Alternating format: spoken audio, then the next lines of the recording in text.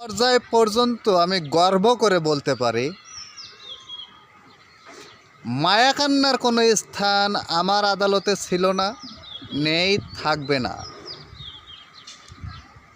ফিলিস্তিনের জন্য যদি মায়াকান্না দেখাইতে চান, কোকাকোলা, পেপসিকো বয়কট করেন এবং তাদের যতগুলো পণ্য আছে বয়কট করার চিন্তা করেন।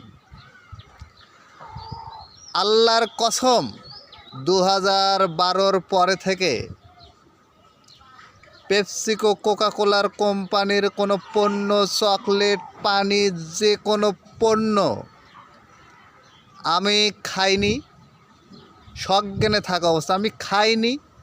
কেউ খাইতে চাইলে খাওয়াইনি, কেউ খাওয়াইতে চাইলে খাইনি। নিজে ব্যবসা করছি, বিক্রি করিনি। এই প্লেয়ার দেখেন, একটা বুক ফুলে একটা প্লেয়ার আসেন দেখেন যে আপনি করেন না। তার প্রতি আমার হাজারো হাজারো হাজারো স্যালুট। অনেকেই আছে মায়াকান্না কান্দে, সারাক্ষণ পোস্ট করে, অনেক কিছু করে, কিন্তু তার দোকানে যায় দেন ফ্রিজ ভরা পেপসির মাল ছাড়া তার ব্যবসা হয় না, তার পরিবার চলে না, তার কিছু চলে না। যদি এগুলো বাদ দিতে পারেন, আপনার প্রতি আমার হাজারো স্যালুট। আমি মানব যে আপনি মুসলমানের পক্ষে, আপনি ফিলিস্তিনের পক্ষে, আপনি ইসরায়েলের ধ্বংস চান, তখনই আপনাকে আমার স্যালুট থাকবে।